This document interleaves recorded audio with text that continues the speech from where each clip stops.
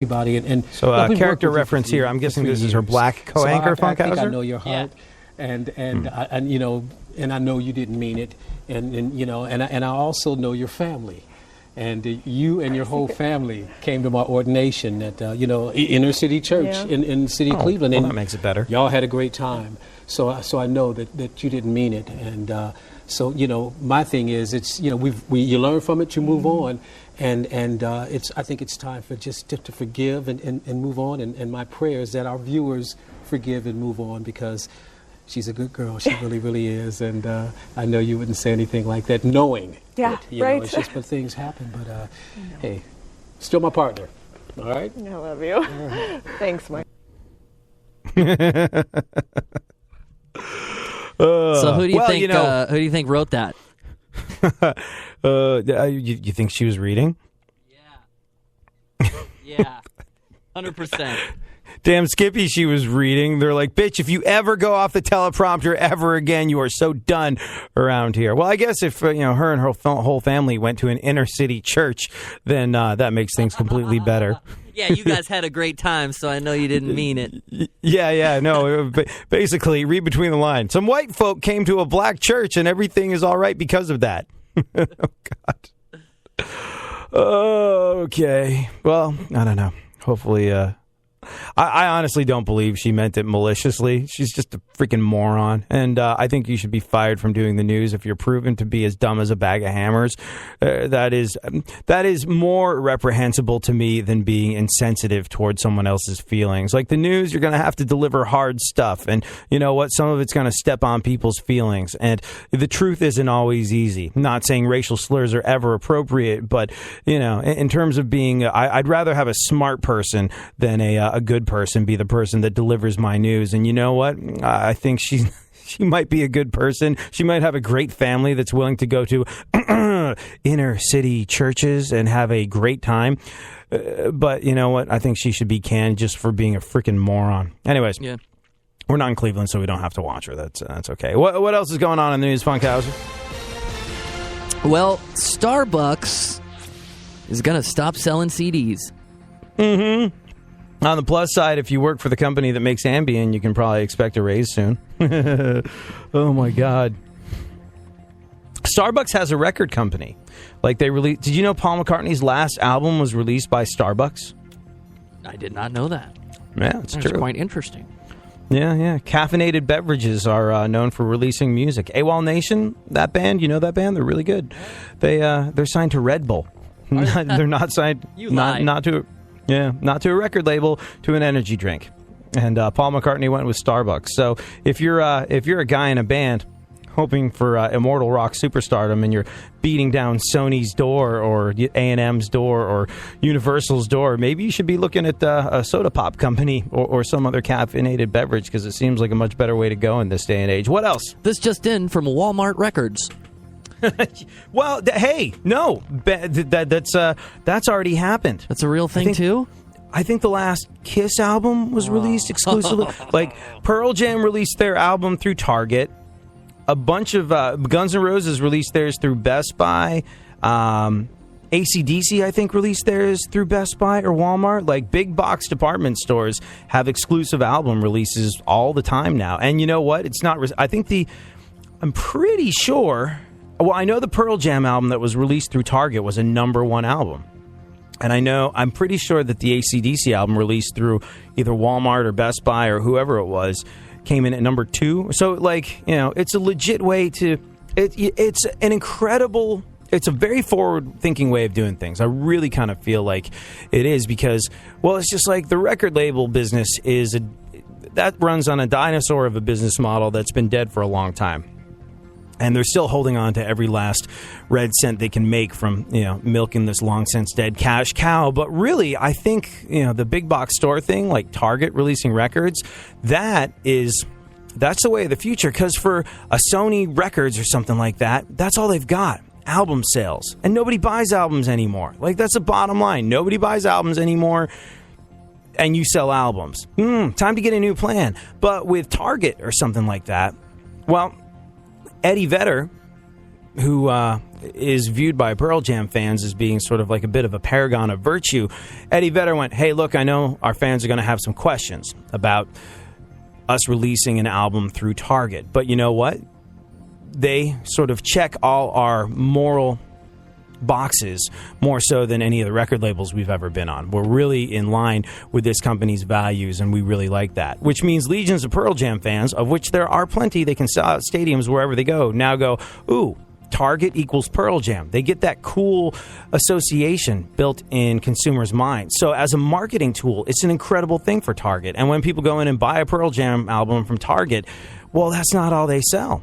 You know, they go in, they pick up a soda, they get a coffee, they buy some batteries. Oh, maybe a cool pair of Converse. Seeing as Target have their own like brand of Converse, it's like, I don't know about you, but I can't go into a Target without coming out having spent $100. And if you get somebody to go into a Target to buy a new Pearl Jam album, they're going to spend the $15 on that and then probably $85 on something else. So I honestly think that is the way of the future that preserves the integrity of musicians and gives them actual value for the music that they produce, is when you have a record label that's not really a record label because they sell other stuff and they're not trying to bank on something that nobody buys anymore. Yep, I think that's the way of the future. I really do. Go on. Apple topped Forbes' list of most admired companies. Yeah, so let's hear it for Chinese child labor. Yay! Go on. 80% of women think being in love makes sex more enjoyable. And a surprising amount of men agree. That's right. 0.0000002. Sunshine coming my way. Nothing's gonna change how I feel today. Nothing's gonna get in the way of my perfect day. Perfect day. Sunshine coming my way. Nothing's gonna change how I feel today. Nothing's gonna get in the way of my perfect day. Perfect day. Woke up about 10 with puppies in my face, saying Dad gotta join the human race. Time for a yawn and a stretch and a walk. You see. They know my aura at the restaurant across the street. That's why when I shuffle in, my coffee's already waiting for me. Breeze on the patio, outdoor table, sitting with my puppies, Homer and Mabel, wondering how the rest of the day will be. Just then a kid stops by and Homer jumps up to say hi. Laughing kids and happy dogs, and yeah, that's kinda all you need. Sunshine coming my way. Nothing's gonna change how I feel today. Nothing's gonna get in the way of my perfect day. Perfect day. Sunshine coming my way. Nothing's gonna change how I feel today. Nothing's gonna get in the way of my perfect day. Perfect day. Today is a lot like Ice Cubes, but definitely much less gangster. With a start like this on a day like this, it's good to be this white boy prankster. I don't push a Benz, love my VW, drive an old drop top, it's what I love to do. And it gets me to work on time, to say hello to you on your radio. Mad money, no, but I love what I do on the radio. Hear me yo the whole night through. I'm feeling so lucky that I can be the voice that you hear in this great big city. I rock on your radio, then head home. My puppy's gonna meet me at the door. So excited for a moonlight walk. I think they've never done this before, and it's all good. Sunshine coming my way. Nothing's gonna change how I feel today. Nothing's gonna get in the way of my perfect day. Perfect day. Sunshine coming my way. Nothing's gonna change. Delivering fascinating subjects, interesting talk, and boobs and fart jokes. AD on iHeartRadio. Yeah, oh, let's go. Talking that mess, better act like you know. Oh, let's go tonight. Walk away, punk, yeah, bitch. That's right, I know this. You're nothing but a punk, bitch. You're nothing but a punk, bitch. So walk away, yeah, yeah. So you know how that reporter is now in danger of losing her job for using a racial slur on the air? And really it sounds to me as though she's just an idiot, not someone who's willfully a malicious racist. She just didn't know what the word meant. And, well, Funkhauser and I have to take these things called the Responsible Broadcasting Initiative test. Is basically before you go on the air, once a year, you got to re-up on what's okay to say and what's not okay to say. And it's a multiple choice test. And one of the questions is, I don't know if it was this year, but it has been every year for the past couple of years. If you're on the fence about airing some questionable material, what best sums up the proper attitude to take toward this? A, if it makes you grin, leave it in. Or B, when in doubt, leave it out. And it's always when in doubt, leave it out. So she was just an idiot who... she used a word.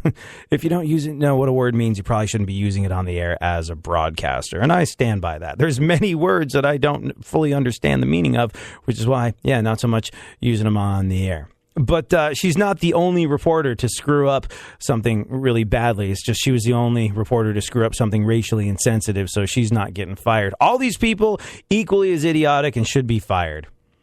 That's Alejandro Inarritu. Is that how you say his name? Yeah. Alejandro Gonzalez Inarritu. Alejandro Inarritu. Alejandro Inarritu. Alejandro Iruatu. Alejandro Inarritu. Alejandro Gonzalez Inarritu. Alejandro Inarritu. Alejandro Inarritu. Alejandro Inarritu. Alejandro Inarritu. Alejandro Inarritu. Alejandro Inarritu. He's got a tough name to say, so let's just use his first name, Alejandro. That's right. That's probably the same. Guillermo, you're from Mexico, right? Yes. Yes. How do you say his name properly? Alejandro González Iñárritu. There you go. In case you do not know, they're talking about the director who won the Oscar for Birdman. Mm-hmm. He did win the Oscar, right? He said, frantically backpedal. All right, good. Because that's the guy that Sean Penn made the green card joke about, right? And now he's in all sorts of hot water for that. Okay, yeah. Responsible broadcasting. There was one guy who I really admire. He was like, he's got a tough name to pronounce, so let's just call him Alejandro. See, that's what you do. You don't willfully charge ahead and pretend you know how to pronounce something that you do not. So, what are the dreams that you had growing up? What's your dream life then, and maybe now that you're an adult? Funkhauser, how much money do you think that you need to live your dream? A year, your yearly salary. Oh, man. 8 times what I'm making now. Which would be the average salary of a person that in my field. It's 8 times what I'm making now. But do you have a number? To live my dream, I'm a pretty simple guy. My dream is like a house and stuff. So, I don't know, 100, 6-figure. I think 6 figures ought to do it. So, according to a new survey, the average person says that to live the dream, they need to make at least $125,000 a year. So that's it's certainly nothing to sneeze at, but it's not crazy extravagant. It's not. Here's the kicker, though. How many hours a week do you tend to work, Funkhauser? Let me do the math. 1, 2, 3, 4. 4? Okay. No, I mean 40. Oh, right. Yeah, you 40-hour week. Uh-huh. I think I probably work, I don't know. What's 80. Yeah, I probably work about an 80-hour week. And that sounds like I'm bragging or showing off or crying out in pain. But no, I probably work about an 80-hour week. And, here's the thing. $125,000 a year might sound pretty modest, but according to some new research, the average person says that to live the dream, they need to make $125,000 a year, but work no more than 27 hours a week, which breaks down to $89 an hour. Not a bad gig. Nice work if you can get it. What are your goals? If you have some, if I say to you right now, Funkhauser, what are your life goals at the moment? They don't have to be life goals, but just sort of immediate over the next 5 years, or maybe the whole time. Real quick, what are some things that you want to do? Casa por mí. You want to buy a house? Yeah, pretty much. Yeah. Anything else? Pay off un debto. Un debto. El famoso. You want to be really? You want to be famous? Well, I mean, that's how you make money. Famous, I guess, in our field. I don't know. I don't want to be famous, but it feels like I have to be famous. Ah, interesting. I think I have the same dilemma. I've got no interest in the trappings of fame. Like, there's, I don't like being recognized the few times that I am recognized. It's just, only because, well, also, like, we're in radio. We have to remember